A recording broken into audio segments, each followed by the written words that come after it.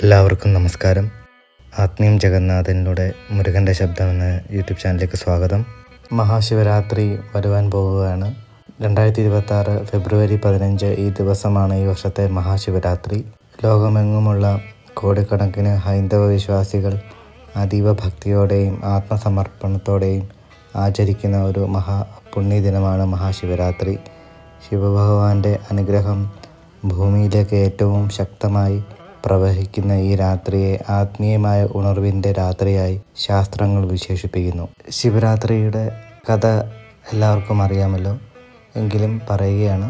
ദേവന്മാരും അസുരന്മാരും ചേർന്ന് ക്ഷീരസമുദ്രം മതിക്കാൻ തീരുമാനിച്ചു. അമൃതം ലഭിക്കാനായിരുന്നു ആ മഹാപ്രയത്നം. മന്ദരപർവ്വതം മദനദണ്ഡമാക്കി വാസുകി നാഗത്തെ കയറാക്കി സമുദ്രമഥനം തുടങ്ങി. എന്നാൽ അമൃതം പുറത്തു വരുന്നതിന് മുമ്പ് സർപ്പത്തിൽ നിന്ന് ഭയാനകമായ വിഷം പുറത്തു വന്നു. അത് തന്നെയായിരുന്നു കാളകൂട വിഷം അഥവാ ഹലാഹലം. ആ വിഷം മൂലകവും നശിപ്പിക്കാൻ ശേഷിയുള്ളതായിരുന്നു. വായുവിലേക്ക് പടർന്നാൽ പോലും ജീവജാലങ്ങളെല്ലാം നശിക്കുമെന്ന അവസ്ഥ. ഭയന്ന ദേവന്മാർ ബ്രഹ്മദേവനെയും വിഷ്ണു ഭഗവാനെയും സ്മരിച്ചു. അവർ ഒരുമിച്ച് ശിവഭഗവാനെ പ്രാർത്ഥിച്ചു. ദേവന്മാരുടെ നിലവിളി കേട്ട് ശിവഭഗവാൻ ലോകത്തെ രക്ഷിക്കാനായി പ്രത്യക്ഷനായി. ഒരു നിമിഷം പോലും ആലോചിക്കാതെ ശിവഭഗവാൻ ആ കാളകൂട വിഷം തൻ്റെ കൈകളിലെടുത്ത് പാനം ചെയ്തു. പക്ഷേ അത് വിഴുങ്ങിയില്ല.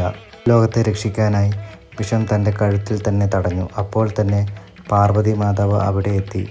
ശിവഭഗവാന്റെ കഴുത്തിൽ വിഷം താഴേക്ക് ഇറങ്ങുകയാണെന്ന് കണ്ടപ്പോൾ ലോകത്തിൻ്റെ നന്മയ്ക്കായി പാർവതി മാതാവ് ഉടൻ തന്നെ കൈലാസനാഥൻ്റെ കഴുത്ത് ഇറുകെ പിടിച്ചു.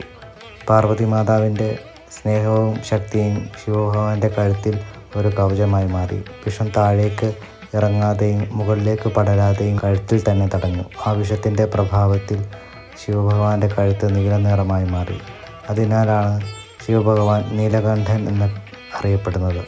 പാർവതി മാതാവിൻ്റെ കരുണയും സ്നേഹവും ശക്തിയും ലോകത്തെ രക്ഷിച്ച ആ സമയമാണ് മഹാശിവരാത്രി എന്ന് പറയുന്നത്.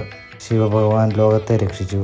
പാർവതി മാതാവ് ശിവഭഗവാനെ രക്ഷിച്ചു. അതിനാലാണ് ശിവരാത്രി ത്യാഗത്തിൻ്റെയും കരുണയുടെയും ശക്തിയുടെയും സ്നേഹത്തിൻ്റെയും ഒരു മഹാപ്രതീകമായി ആചരിക്കപ്പെടുന്നത്. ശിവഭഗവാൻ അജ്ഞാനത്തെ നശിപ്പിച്ച് അഹങ്കാരത്തെ ഇല്ലാതാക്കി ആത്മശുദ്ധിയിലേക്ക് നയിക്കുന്നു. അത്തരമൊരു ശിവഭഗവാനെ പൂർണ്ണമായി അനുഭവിക്കാൻ ഏറ്റവും അനുയോജ്യമായ ദിനമാണ് മഹാശിവരാത്രി. ഈ ദിവസം അനുഷ്ഠിക്കുന്ന ശിവരാത്രി വ്രതങ്ങളിൽ തന്നെ ഏറ്റവും മഹത്തായതും സകല ഐശ്വര്യദായകവുമായ വ്രതമായാണ് പുരാണങ്ങളും പറയുന്നത്. ജീവിതത്തിലെ വലിയ പ്രതിസന്ധികൾ മാറിപ്പോകാനും ദുഃഖങ്ങളും തടസ്സങ്ങളും അകലാനും ആരോഗ്യവും ആയുസ്സും വർദ്ധിക്കാനും കുടുംബത്തിൽ സമാധാനവും ഐശ്വര്യവും നിലനിൽക്കാനും ദാമ്പത്യ ജീവിതം സുഖകരമാകാനും മരണഭയം ഇല്ലാതാകാനും മോക്ഷപ്രാപ്തിക്ക് പോലും വഴിയൊരുക്കുന്നതാണ് ശിവരാത്രി വ്രതം. അറിഞ്ഞോ അറിയാതെയോ നമ്മൾ ചെയ്തുപോയ തെറ്റുകൾക്ക് ക്ഷമ നേടാൻ ശിവഭഗവാൻ തന്ന ഏറ്റവും വലിയ അവസരമാണ് ഈ പുണ്യദിനം. പണ്ഡിതന്മാർ പറയുന്നത് ശിവരാത്രി വ്രതം എല്ലാവർക്കും എടുക്കാൻ സാധിക്കണമെന്നില്ല എന്നാണ്. എത്ര ആഗ്രഹിച്ചാലും ചിലർക്കത് ആ സമയത്ത് നടക്കാതെ പോകാം. വീട്ടിലെ പ്രശ്നങ്ങൾ, ആരോഗ്യ ബുദ്ധിമുട്ടുകൾ, മനസ്സിൻ്റെ അസ്ഥിരത അല്ലെങ്കിൽ അന്യമായ ചില തടസ്സങ്ങൾ വ്രതത്തിന് തടസ്സമായി വന്നേക്കാം. എന്നാൽ അതുകൊണ്ട് ശിവഭഗവാന്റെ അനുഗ്രഹമില്ല എന്ന് കരുതി ഒരിക്കലും പിന്മാറരുത്. വ്രതം എടുക്കണമെന്ന് മനസ്സിൽ തോന്നുന്ന ആ ആഗ്രഹം തന്നെ ശിവഭഗവാന്റെ കൃപയുടെ അടയാളമാണ്. വ്രതം പൂർണ്ണമായി അനുഷ്ഠിക്കാൻ കഴിയുന്നുണ്ടോ എന്നതിലൂടെ തന്നെ ഭഗവാന്റെ അനുഗ്രഹം ഒപ്പമുണ്ടോ എന്ന് മനസ്സിലാക്കാം. ശിവരാത്രികൾ 4 തരത്തിലാണ്: മാസശിവരാത്രി, പക്ഷശിവരാത്രി, യോഗശിവരാത്രി, മഹാശിവരാത്രി. ഇതിൽ കുംഭമാസത്തിലെ ശിവരാത്രിയാണ് മഹാശിവരാത്രി. ഈ വർഷം 2026 ഫെബ്രുവരി 15 മഹാശിവരാത്രി. ചതുർദശി തിഥിയിലാണ് ഈ പുണ്യദിനം. ഫെബ്രുവരി 15 രാവിലെ മുതൽ പിറ്റേ ദിവസം രാവിലെ ഏകദേശം 8 മണി വരെ ചതുർദശി നിലനിൽക്കും. ശിവരാത്രി വ്രതം ഫെബ്രുവരി 15 എടുക്കേണ്ടത്. എന്നാൽ അതിനുള്ള തയ്യാറെടുപ്പ് തലേദിവസം തന്നെ ആരംഭിക്കണം. ഫെബ്രുവരി 14 മത്സ്യവും മാംസവും പൂർണ്ണമായി ഒഴിവാക്കണം. വൈകുന്നേരം കുളിച്ച് ശുദ്ധമായി നിലവിളക്ക് തെളിയിച്ച് മനസ്സിൽ ശിവഭഗവാനെ ധ്യാനിക്കുക. പഞ്ചാക്ഷരി മന്ത്രം ജപിക്കുന്നത് ഏറെ ശ്രേഷ്ഠമാണ്. ഈ ഒരു ദിവസം മനസ്സും ശരീരവും വാക്കും ശുദ്ധമായി സൂക്ഷിക്കുവാൻ ശ്രമിക്കുക.